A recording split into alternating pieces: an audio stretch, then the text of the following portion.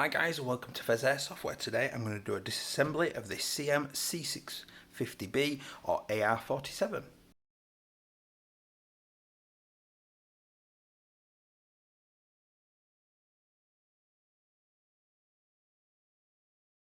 Hi guys and welcome to Pheas Airsoft.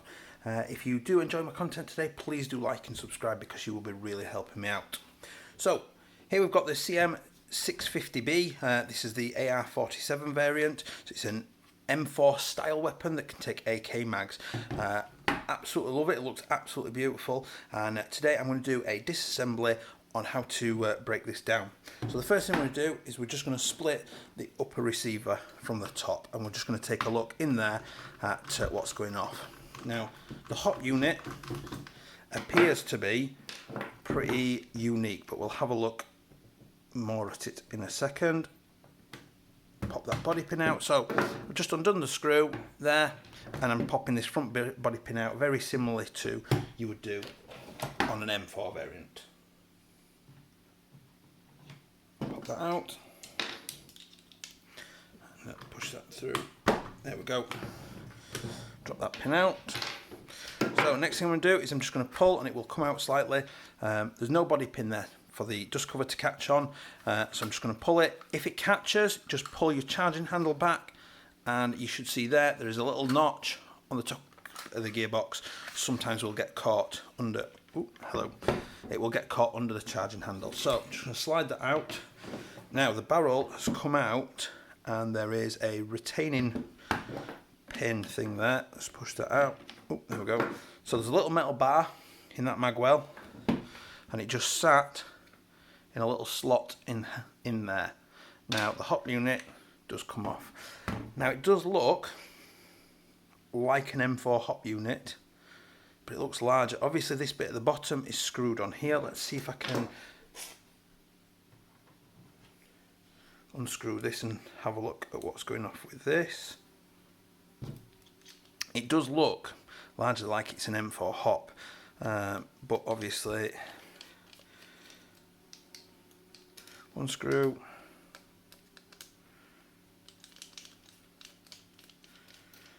In fact, just before I take the last bit off, let's just look. The barrel does need a little bit of cleaning, but there is absolute. I was going to say there's loads of adjustment. There is actually quite a fair bit of adjustment there, so you should be able to hop fairly weighty BBs with that. Now this bottom bit here, I'm not sure why it's not being cast as part of the rest of it, why this has been cast as a separate bit, but this looks like it's a separate part that just screws on. And there we go. That's the other part. So that is, there we go, just the runner chute to take the BBs from the mag up and round and into your hop unit and feed it into your hop. And it largely looks like a standard M4 hop. Unfortunately, because of this feeding mechanism and these adapters here, I don't think you could fit a normal M4 hop, so you're stuck basically with the included hop unit. I've never seen sort of a hop unit of that style before, so I don't even think you would be able to source aftermarket ones of those. So I'll get that out of the way. I'll keep the screws together with the hop and the little bar. So next thing we've got charging handle that is on the standard sort of spring system there, and just hooked around the ejection port.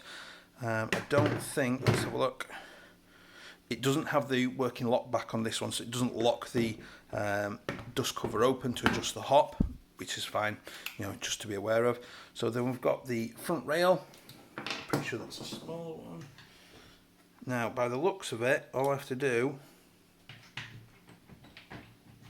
is unfasten this hex key or Allen key, and the front rail should come off. Let's have a look. And it does. Wow, I'm surprised it was that easy. Obviously there is the front gas block to deal with, so I'm just going to take that forward a little bit. There is the gas block screw there, so I'll take that out, leave that there.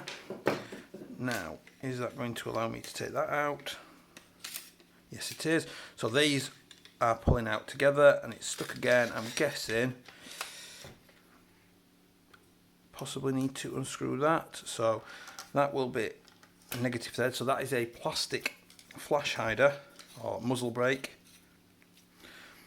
Now I did think that the gas block was trapped in there by this widening sort of at the end of the outer barrel, but it's actually cast as a piece, and that's just for decoration. So there is a little bracket in just here in line with this, and basically it seems to be that's stopping the gas block coming out properly. But you can, in theory, get this out. It's just getting it in the right position to get it out. No, it's not having it, so we'll leave it for now, but it is, in theory, possible to get that out. It will just need some messing about to obviously figure out. No, so it's not going to come out. There is a bracket round there. It possibly just needs a good pop out, but I don't want to sort of push it too far. Now, it was on solid, and I was surprised that there wasn't very much movement in there. I suppose the gas block helps to secure it a lot in that position and things, but obviously it is still plastic, and it is ultimately held on with a single screw, so it's obviously, don't be expecting it to last like a real steel one would last in a war zone or something. So I'll move those out of the way, and we're on to the lower receiver. So we've got a sort of two-part mag release. So you've got a button here that will release the mag. Alternatively, it links through to a button here, and all that does is that button interacts with that. So you can use the button, which is a little bit hard to access, or you can use this, the normal button there. So we'll get the stock out of the way, and then we just pull down the stock, and then it goes. This is one of the newer style, and do like crane stock type batteries, which has got plenty of room for quite a large decent battery to go in there. Get that out of the way, and next we're going down with a Phillips head screw. Let's try this one.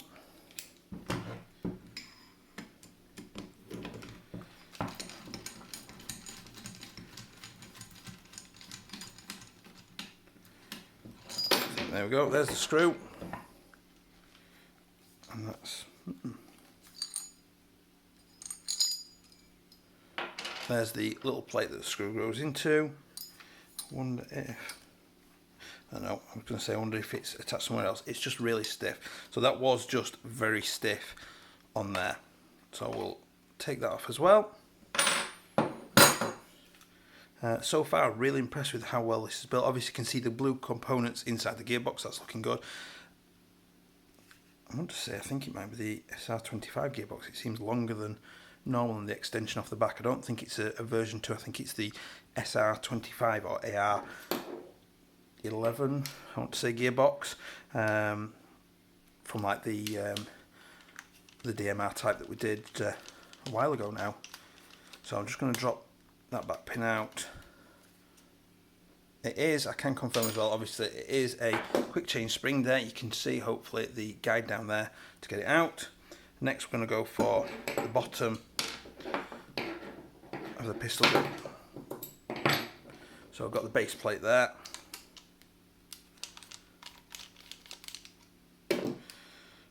Unscrew. I've got my thumb over there just because it keeps the motor down. I'm going to switch that.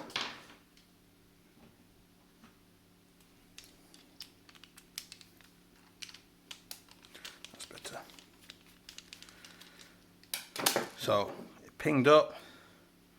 There's the base plate. I love, usually you'll find there's a little metal circle on top of that that'll ping around and sit on down the side of the motor.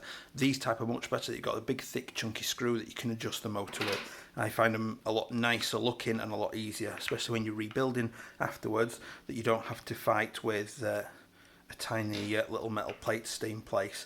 And if you're used to teching, you will know how much of a pain that can be to get that little metal plate in place at times and to stay there. So just take the connectors off. So the wiring comes up the traditional, red wire comes, oh, that's a little bit different. So the red wire is coming up the back and then round to the front, and the black wire is coming up the front and round to the back. So get the motor out of the way. That's a really, really strong motor. Possibly one of their new high-speed types. So I've got the traditional 2 screws in the bottom, at the top left and the bottom right, and then we'll nearly be into the gearbox. Feed the cables through, pop them out, take that out of the way. So we've got the selector to remove, we've got a pin, and we've got the rear bolt. So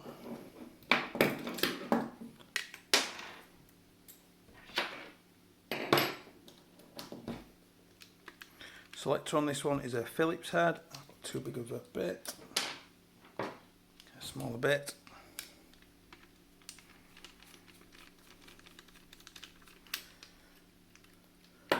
There it goes. So you've got the button with the screw in it, then you've got a spring, and then you've got the actual magwell there. Now, how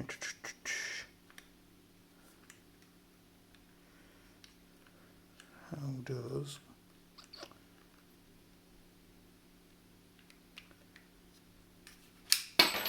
Yeah, it does just push out eventually. It takes a little bit of, basically the button in here is to be pushed up just to release, and moved about a little bit just to release it, but it will release the button. If you pull, it will do it itself. So that's out the way now.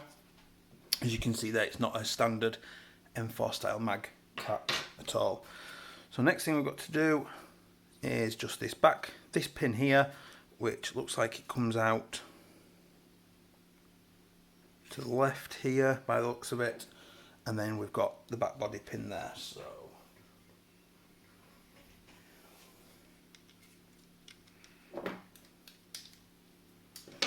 just going to knock this pin out. So I was right. So as you're looking down the gun, the teeth on this pin are on the left hand side of the gun, and then this last pin should just pull out nicely now, and it does, meaning that we can lift out the gearbox. Now let's see what we've got here. So that's an M4 type selector, got obviously the blue plastic going everywhere. It's quite nice to see. We've got like a spacer on the front here that's obviously just keeping it centralized. So what we'll do is we'll get into that and see what's going off inside. So that's just a little Phillips head screw on there, and it literally is just a little spacer. So there's a gap in one side, I'm guessing fits around something on there, and it just comes off like that. Change the heads. So you got metal bushings instead of bearings. So you're not looking at like the highest of high-speed setups. Make sure as you're taking the screws out that you put them in the right order so you can tell properly where they've come from.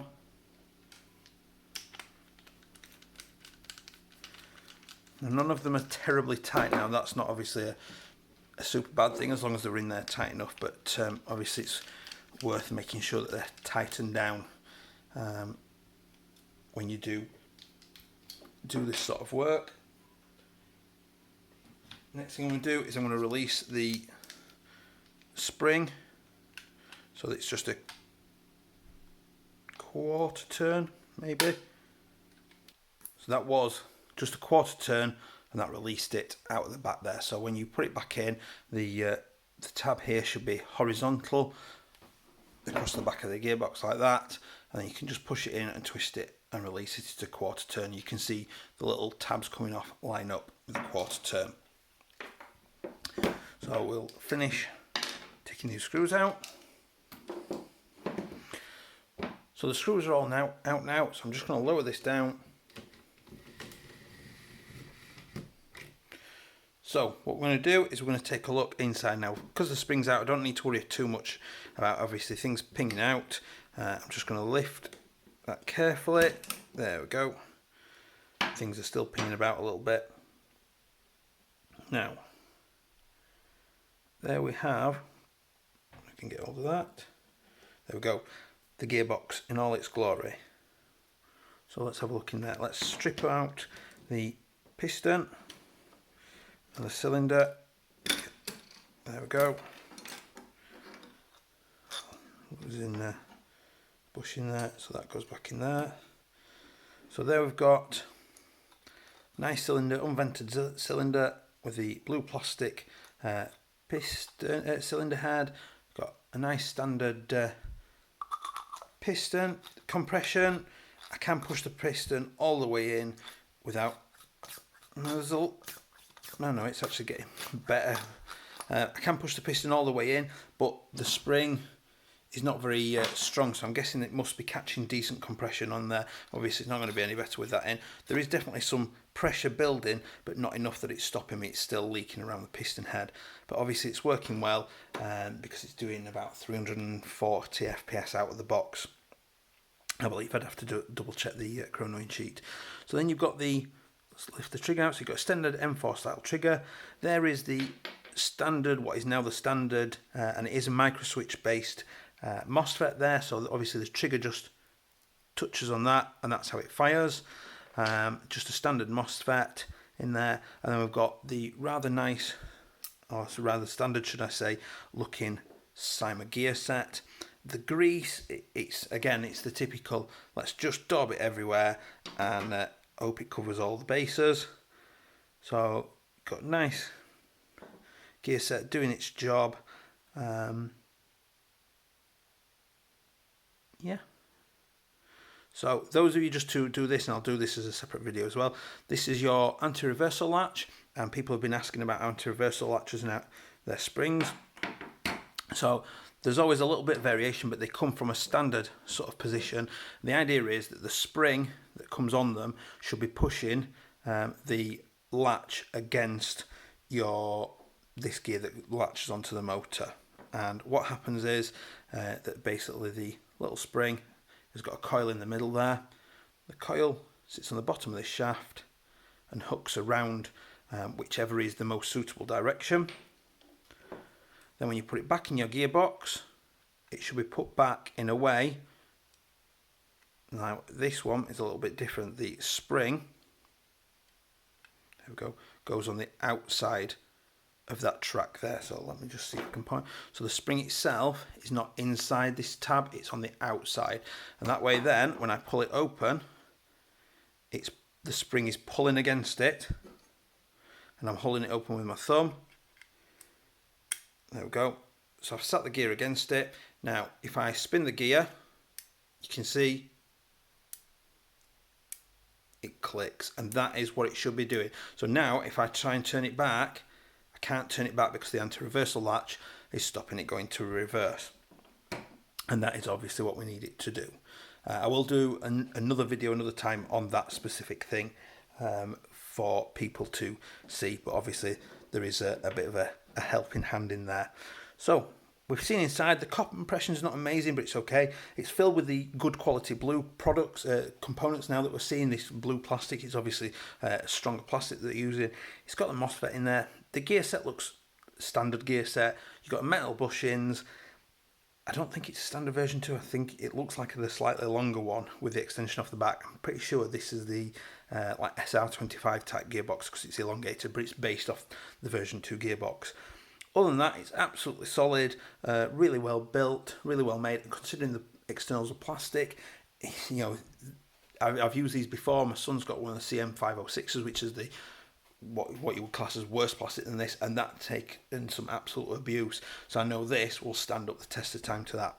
So I hope this has been helpful. Please do like and subscribe. Got any questions, leave them down below, and I will see you next time. Bye.